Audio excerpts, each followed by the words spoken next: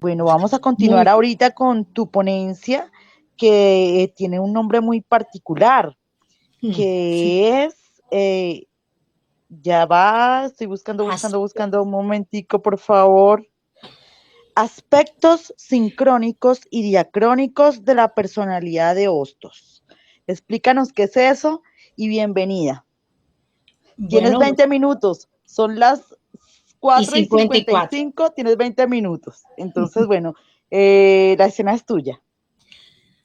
Aspectos sincrónicos y diacrónicos de la personalidad de Eugenio María de Hostos. Bueno, presentar este trabajo sobre la personalidad de Hostos, aspectos sincrónicos y diacrónicos, es enaltecer su conciencia de un hombre justo y preocupado por la libertad de los individuos y de los pueblos. La libertad es madre del desarrollo integral humano, indispensable en el pensamiento crítico. La realidad es que somos humanistas al hacer que otros conozcan la libertad, con el fin de lograr igualdad. Dice Vivian Goffin, para Hostos no hay civilización sin libertad. Los aspectos diacrónicos y sincrónicos son la relación del individuo con los hechos biográficos en relación a las imágenes que proyecta. Tenemos aquí dos objetivos: ubicar al individuo en su tiempo y espacio y observar la conexión de los hechos vividos por Hostos y el por qué hace lo que hace. En nuestro contexto, el individuo transforma los hechos vividos en imágenes expresadas. El otro objetivo es explicar la capacidad de expresión de imágenes como variables sincrónicas y diacrónicas del desarrollo integral. Históricamente, en un hombre como Hosto, ubicarlo en el tiempo pasado es fácil, ya que la humanidad suple su vida con su palabra. La magnitud de su obra y su discurso trasciende el tiempo de su vida. Hostos guarda su honor en el tiempo, porque su discurso nos ha transformado. Juan Bosch menciona que Hosto lo ha transformado. Él lo dice en el libro El Sembrador.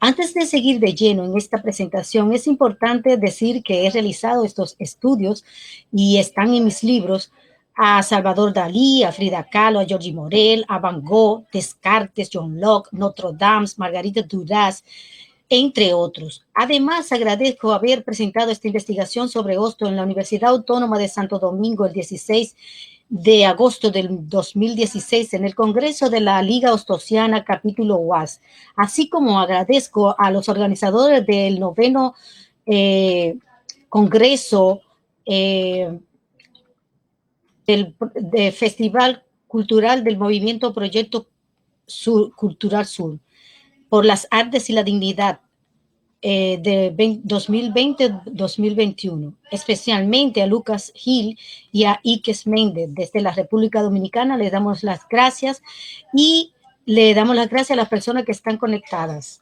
Ahora presentaré las bases teóricas de nuestra conferencia. El desarrollo de las ideas y conceptos psicológicos son fundamentales para comprender las bases de nuestra explicación. Los procesos de transformación de la imagen y su expresión la encontramos en la psicología vinculada, entre otros temas, a, como decía, la participación de la multidisciplinaridad, creo que dice, o de las diferentes disciplinas. Aquí también lo tenemos. La psicología diferencial, la psicología clínica, el desarrollo, la psicología forense, psicología del desarrollo psicológico humano y las neurociencias. Junto a la base teórica, este vínculo es imprescindible por las herramientas que utilizan en el estudio de las imágenes. Primero, los estudios neurocientíficos del interior del cerebro y estudios dentro del vientre materno a través de los modernos aparatos. Segundo, otras técnicas, las forenses, que determinan, por ejemplo, el ADN, las huellas digitales, el iris del ojo, el tipo de sangre, etcétera, etcétera. La historia clínica, los análisis para obtener datos del individuo. La psicología tiene herramientas para conocer la personalidad desde las imágenes expresadas y llegar a conclusiones para los hechos de un individuo a través de las técnicas del análisis del dibujo o de la imagen. Si tenemos la imagen, podemos saber el hecho y viceversa. Si tenemos el hecho, sabemos cuál es la imagen que lo mueve al hecho. En esto es que la psicología aporta a la publicidad y a la política, como dice el neuromarketing, Jürgen Klarik. La imagen expresada está unida a la propia percepción de sí mismo. Para conocerla es fundamental utilizar los test de interpretación psicológica de los dibujos. Le damos importancia al dibujo porque a través de esto es que hemos encontrado la imagen que representa la experiencia vivida y que explicamos aquí. A través de la interpretación psicológica del dibujo podemos estudiar la estrecha relación que existe entre el funcionamiento físico o capacidad de movimiento en la mano y el cognitivo, la percepción de sí mismo que se expresa en el significado de los que expresa los hechos. Teniendo en cuenta lo antes dicho, podemos afirmar que estas conexiones no nos explican estos hechos, gracias al avance de la ciencia y del desarrollo de la psicología. Ahora podemos concretizar sobre los conceptos vinculados, que son personalidad, temperamento, variables intraindividuales, maduración, interpretación psicológica de los dibujos. La personalidad, la organización dinámica intraindividual de aquellos sistemas que determinan su ajuste único a su ambiente. Eso lo define Alport. Eisen amplió las definiciones de Alport y Murray. La personalidad sería la suma total de los patrones y se divide en diferentes funciones como son la inteligencia, el carácter, el temperamento y la constitución o el cuerpo. Tuss nos dice que la personalidad ha de servir para explicar y predecir la conducta individual. Debería explicar las causas de las conductas. Es en la psicología diferencial que encontramos las variables sincrónicas y diacrónicas como parte del estudio ideográfico de las variables intraindividuales. Ese es de la psicología diferencial de Andrés Puello. Las variables intraindividuales son los cambios que ocurren dentro del mismo individuo. Las variables intraindividuales dependen de la edad y la capacidad de interacción del individuo ante los estímulos y respuestas del medio. Podemos decir que las variables intraindividuales expresan la capacidad equilibrada de interacción del individuo medio. Esta interacción del individuo variará de acorde al temperamento.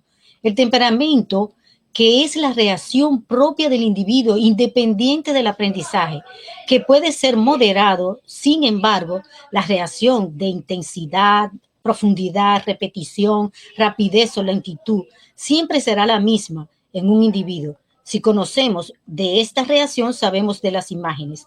Hostos tuvo un temperamento colérico, que significa que la acción y la idea es lo mismo. Es un líder e innovador que ante las negaciones siempre perseveró a sus ideales. A Hosto le prohibieron, por ejemplo, 3 veces 3 periódicos diferentes aquí en nuestro país. Los sentimientos de los coléricos son muy naturales, puros y simples, son infantiles y libres.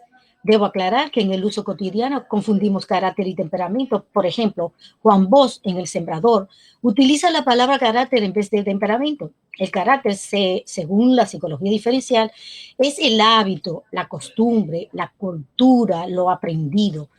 Volvamos a los cambios individuales.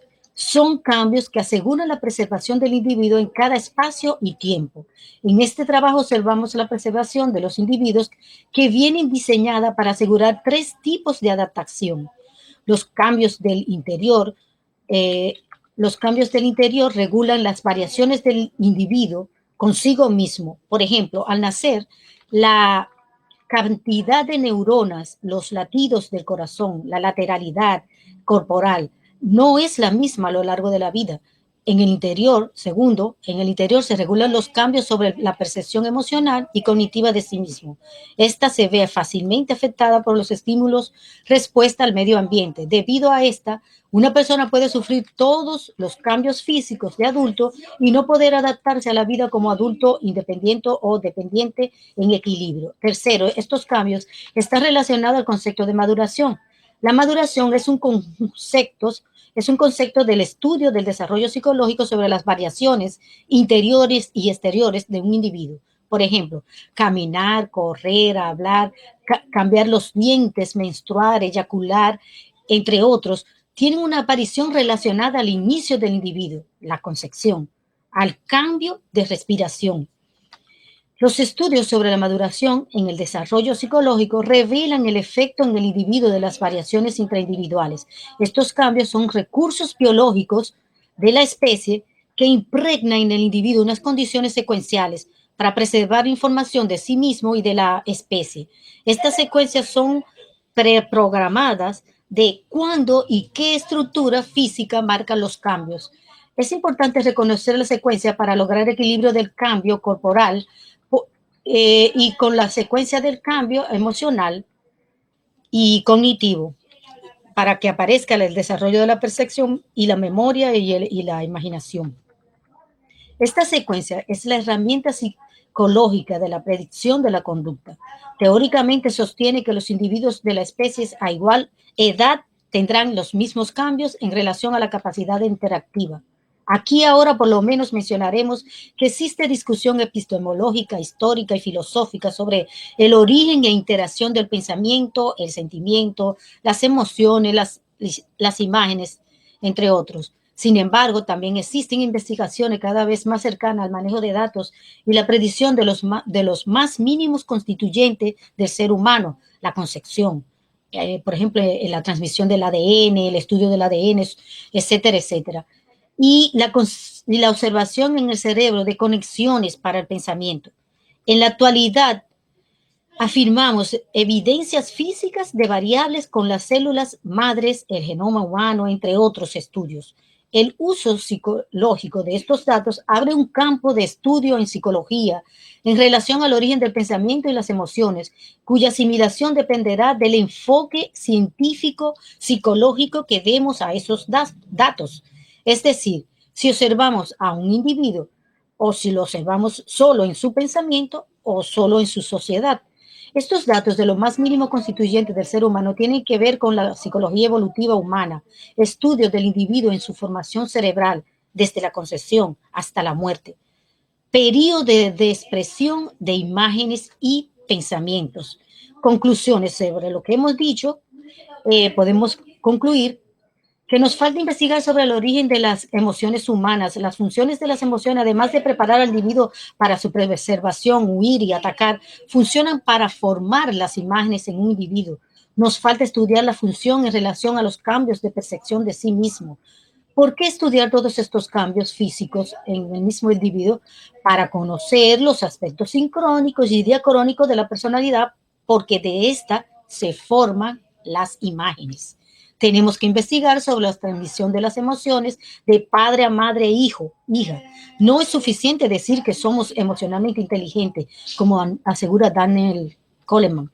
Profundizar sobre la secuencia de los cambios preprogramados por la especie, el porqué de los saltos o retraso en la secuencia del desarrollo psicológico, los efectos en los tipos de cerebro dentro del mismo individuo, el cerebro reptil, el cerebro emocional y racional, de Paul MacLean. En mis libros explico que el ser humano es el único animal de la escala que puede involucionar, o sea, percibirse al menos de su escala o evolucionar en sí mismo. Hasta ahora hemos valorado críticamente la teoría psicológica y hemos encontrado que las imágenes son necesidades biológicas, son de vida o muerte en el ser humano. No son símbolos abstractos sin conexión con los hechos. La fuente principal en los estudios de imagen en psicología son los dibujos y en ella hemos encontrado su inicio y formación que conecta los hechos vividos. Cuentan como hechos vividos en un individuo, actos de abuela, abuelo, concretizados desde el tiempo-espacio del acto sexual de padre y madre, hijo. Concepción, embarazo y nacimiento del individuo en estudio. En el estudio de la imagen tenemos dos asuntos diferentes. Uno es el inicio y el otro es la expresión de la imagen. El estudio de la expresión de la imagen es necesario observarlo de forma diacrónica y sincrónica, debido a que el desarrollo cerebral humano es secuencial. O sea que se puede asimilar la imagen y luego al tiempo es que son expresadas. Todas las teorías psicológicas afirman que existen etapas sexual, cognitiva, moral. Existe una edad para cada expresión. En este estudio hablamos de bloques, es decir, existen bloques de estructuras psicológicas para cada edad. El hijo, hija, guarda las imágenes de padre-madre. y diacrónicamente el tiempo del desarrollo físico del cerebro da la capacidad de expresarlas. Podemos ver grafía o discursos verbales con significado psicológico, que son el origen del sentimiento y el pensamiento. La biología en la maduración física, cerebral y cognitiva nos explica cómo se transmite el significado de las imágenes de padre-madre al hijo. Nuestra conclusión es que el estudio de la imagen tiene un contexto de la especie expresado secuencialmente y sus significados son necesidades biológicas. Estas están unidas entre sí con relación de causa-efecto y nos permiten crear con certeza la personalidad de forma práctica, con los cuales podemos comprender la razón lógica e ilógica de un hecho humano. En este estudio prevalece el origen individual. La personalidad de Eugenio María de Hostos, en este estudio sobre Eugenio María de Hostos y Bonilla, importa el espacio o percepción de imagen espacial por la relevancia que tiene la geografía, no solo en la información de la imagen, de las imágenes en Hostos, sino también para la extensión de sus ideas hostosianas a nivel de Hispanoamérica. Aclaro que estudiaremos la personalidad de un ser que está en la sangre antillana, como tú y como yo. No hablo de un filósofo encumbrado en un ser misterioso que muere ahogado o sufriendo de asfixia moral, como diría Pedro Enrique Sureña. Hablamos de un ser humano que asimila las imágenes y que la proyecta. Por ejemplo, desde los movimientos geográficos que realizan los padres antes del nacimiento de Hostos, definen el porqué de asentarse en un lugar que no es el del nacimiento, como el por qué Hostos se asentó en República Dominicana y muere aquí. La historia de Hostos nos dice del origen de su familia, que viene de la realeza española, también de cómo sus abuelos viajaron en busca de libertad. Estos datos sobre la percepción de movimiento en el espacio con un objetivo moral, la libertad, como lo hicieron sus abuelos, estos hechos inician la conciencia de definir el espacio, la conciencia de nación, y que inician en un individuo con el lugar de nacimiento y en el por qué padre-madre se establecen en un lugar. El inicio de la percepción territorial, de dónde vengo, de dónde pertenezco, son conceptos de padre y madre. Si estos no lo tienen, el hijo tampoco lo tiene. Tu nación es lo único que de seguro es tuyo. No lo pierdes aunque estés en otro lugar. Hostos no pudo adaptarse a las condiciones sociales y políticas de Puerto Rico. Buscó su idea de nación libre, como sus padres. Ahora le pido a usted, mire sus pies. Si mira la tierra pisada, es tuya. La imagen de nación está relacionada al movimiento de sus pies en esa tierra, la patria, imagen de poder expresarte. La imagen cosmopolitan de Hostos se origina de una búsqueda constante de poder poner sus pies, que él expresa en sus imágenes, falta de patria por libertad. Algunos dicen que es un despatriado, sin tierra.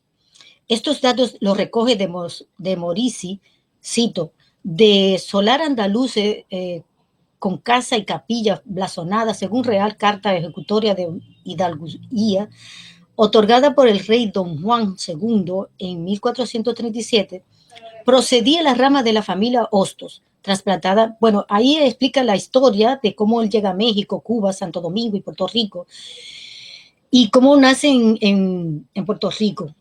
Y tenía sangre, los jugos vitales de las tres islas. El abuelo de Hostos pasó de Cuba a Santo Domingo y por la cesión de Santo Domingo a Francia en 1795 emigró a Puerto Rico, en donde casó con la dominicana que fue abuela. Bueno, es toda esa historia, la importancia de ubicar en el espacio, es saber por qué nace donde nace y por qué muere donde muere, que son los datos muy importantes para conocer la personalidad, que no son Com- solo, que no solo tiene una explicación política o social, sino que tiene motivaciones psicológicas. Hablo de la necesidad que tuvo él de su patria, de formar el concepto de nación de los individuos de nuestros países. Esa conciencia que tuvo Hostos de defender nuestro territorio político, social, económico, educativo.